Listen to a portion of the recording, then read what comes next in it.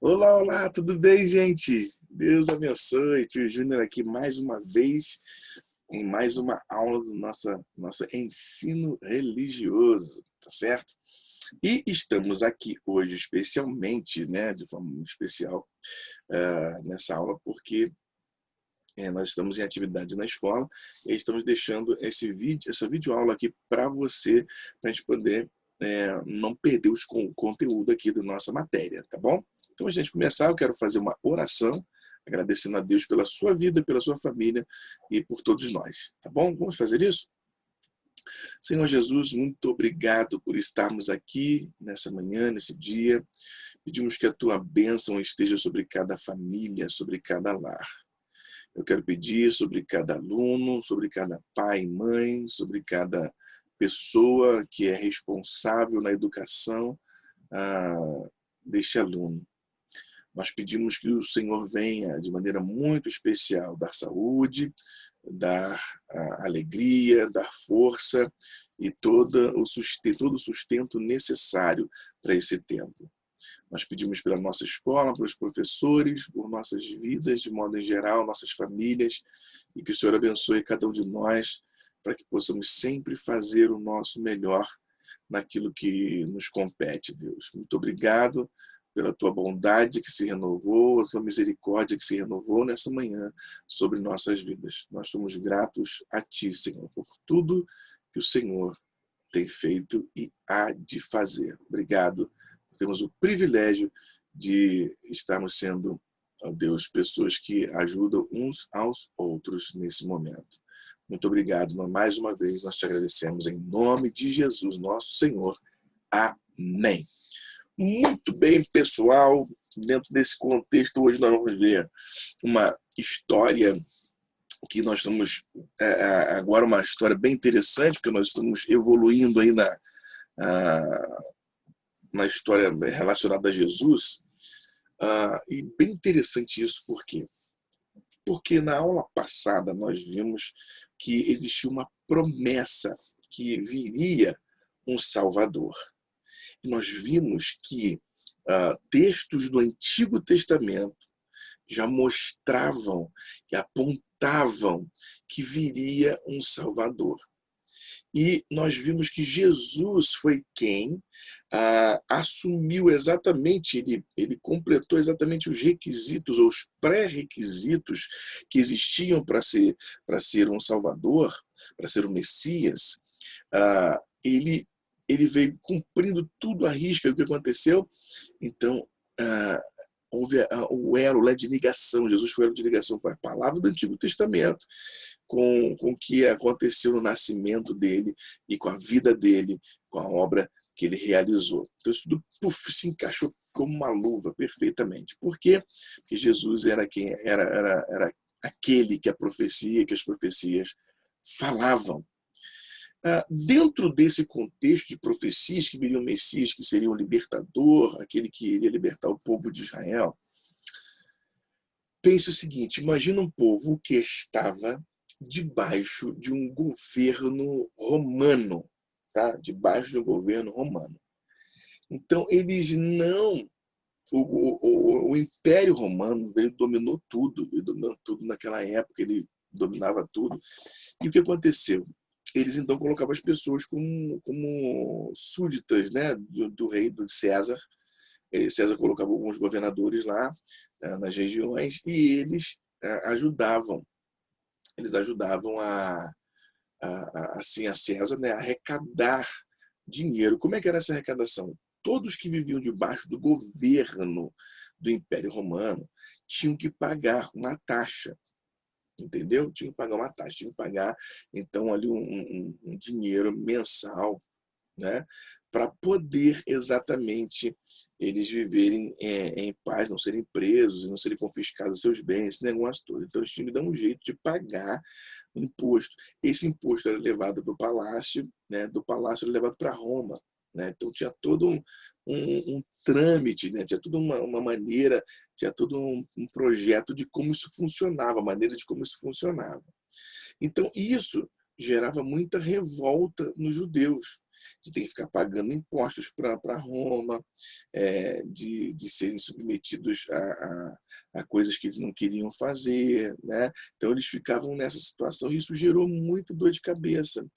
E volta e meia surgia algum personagem na história de Israel que levantava os rebeldes, né, e tentava, de alguma forma, vencer os soldados de Roma. Então, volta e meia se levantava alguém querendo destruir os romanos, querendo destruir o Império Romano ali, né, e eles se libertarem daquele Império de Roma. Mas o Roma tinha soldados muito bem treinados, tinham soldados muito bem capacitados, então não era tão fácil vencer assim os soldados romanos, mas volta e meia tinha algumas dificuldades. Aí, esses momentos eram muito difíceis para o povo, entende? E eles estavam pelas profecias que eles aguardavam do Antigo Testamento, eles estavam esperando o Salvador, para que ele aparecesse, e o Salvador que é libertá-los do Império Romano. A mentalidade deles é que o Salvador viria para libertá-los do Império Romano, dos inimigos físicos ali em Roma, ok? Só que Jesus não era esse guerreiro. Jesus não era como os outros que se intitulavam os Messias, né? Que eram guerreiros com espada, com lança, na época, né? Que eram as armas, o escudo com espada. Então, Jesus não era desse tipo, né? Desse tipo de libertador. O interessante é que Jesus ele era um tipo de pessoa diferente. Ele ensinava algumas coisas diferentes.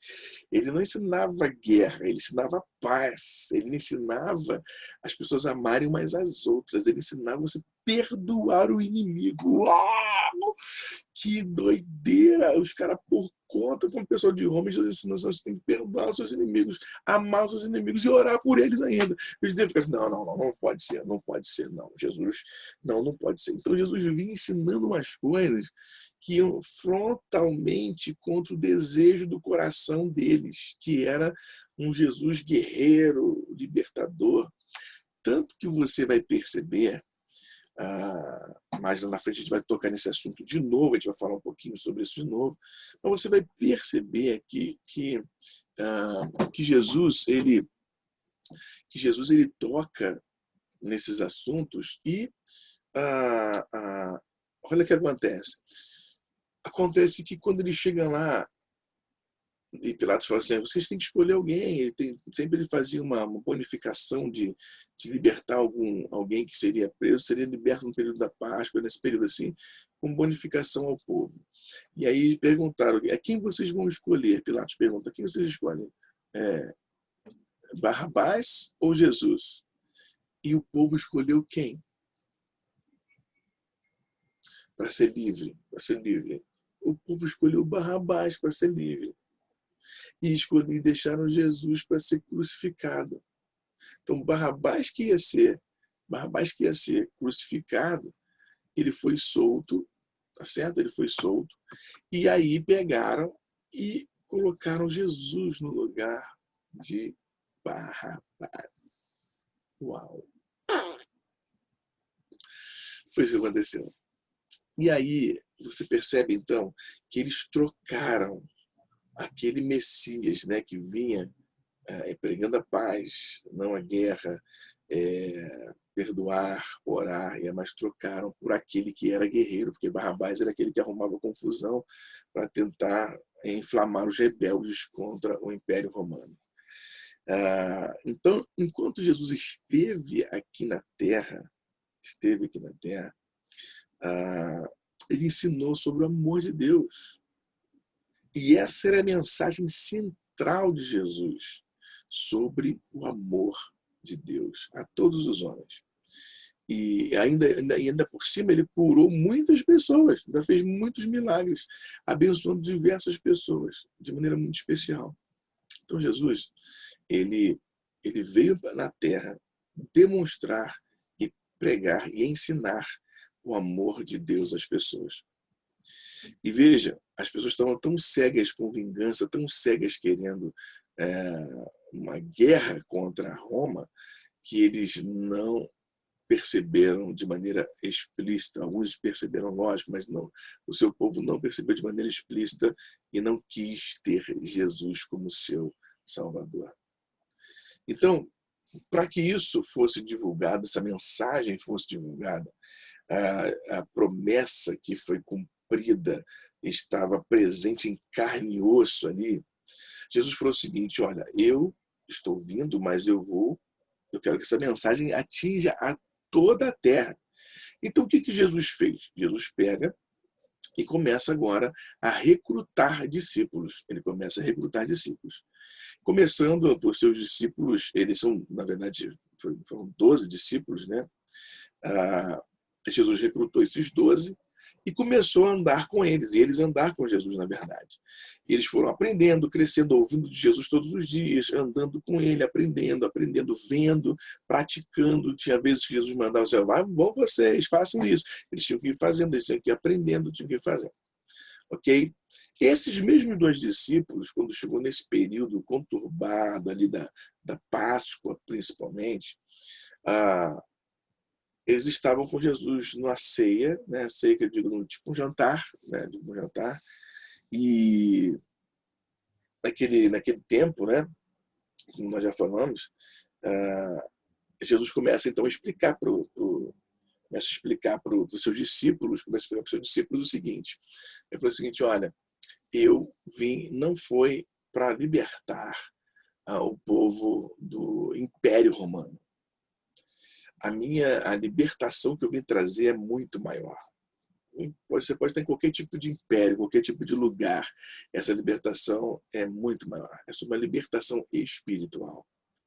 Então Jesus pega e começa a mostrar aos discípulos que a ideia dele é trazer salvação na terra, trazer salvação à vida, trazer libertação às pessoas e, com certeza, trazer o poder da salvação para a vida eterna, não do poder romano. Então imagina, alguns já devem ter ficado meio empavorosos, aqueles discípulos, principalmente um que ficou bem chateado com essa situação. Você sabe quem pode ser? Você sabe quem é?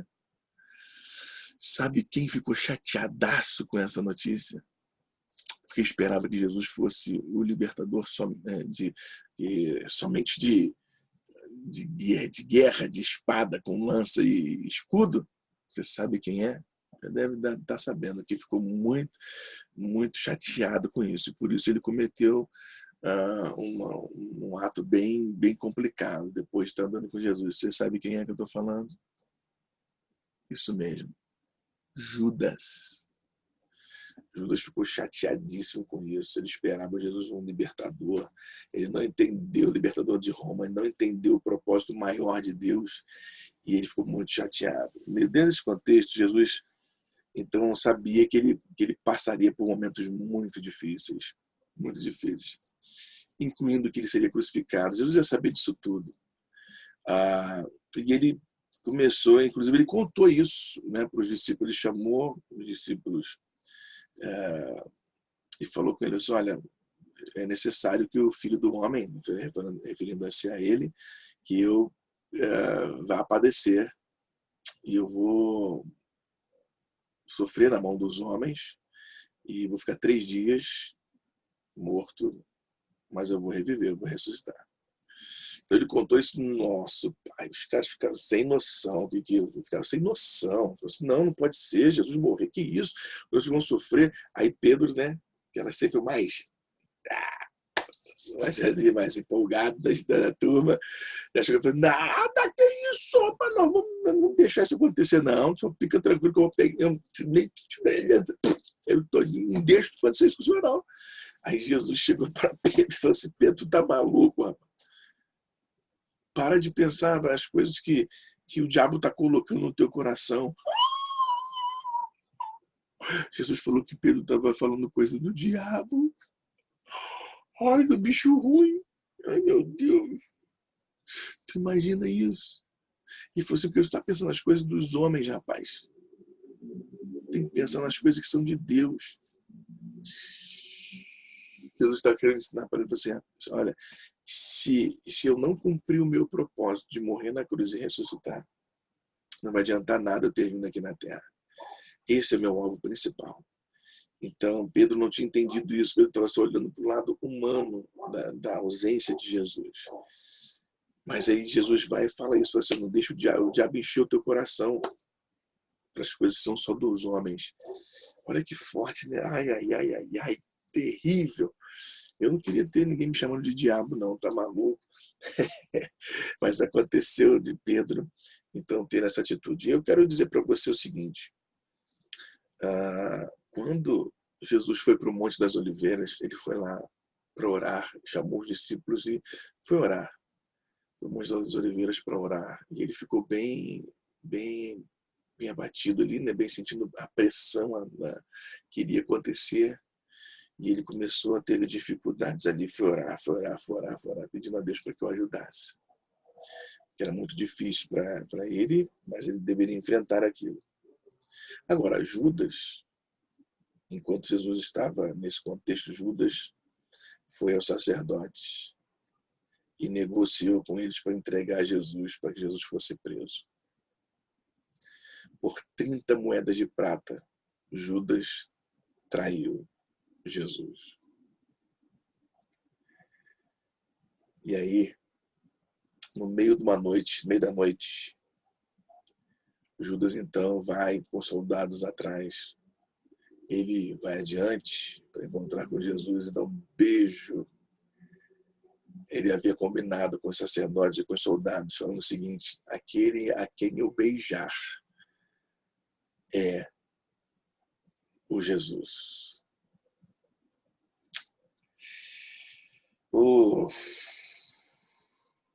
E aí o que aconteceu? Jesus foi traído por Judas. Os soldados vieram, o levaram para ser crucificado. O interessante é que a Bíblia fala que Jesus ia ter que passar por isso. Os textos do Antigo Testamento falam que Jesus teria que passar por isso. Ainda que fosse uma história triste de alguém que andou com Jesus 3 anos, aproximadamente, o traiu. Mas graças a Deus, porque a obra de Deus continuou, a vontade de Deus continuou, e com certeza, nesse período, Jesus estava cumprindo o seu propósito. Sofreu, sim, mas para cumprir a promessa que Deus já havia dado ao povo. E foi isso que Jesus fez. Então, nós precisamos acreditar e crer que Deus, ele cumpre as suas promessas, tá ok?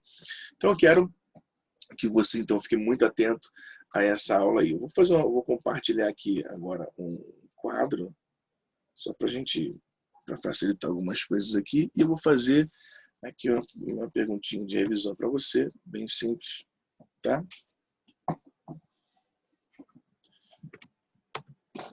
Qual era a expectativa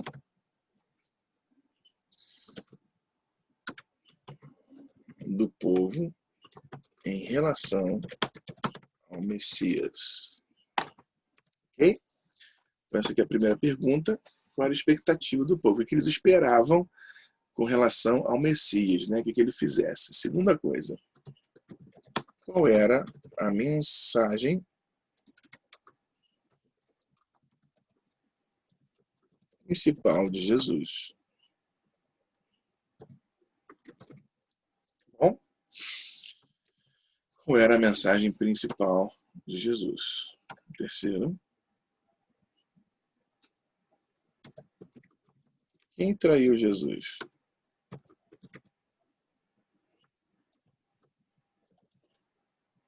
Por quanto? Ok?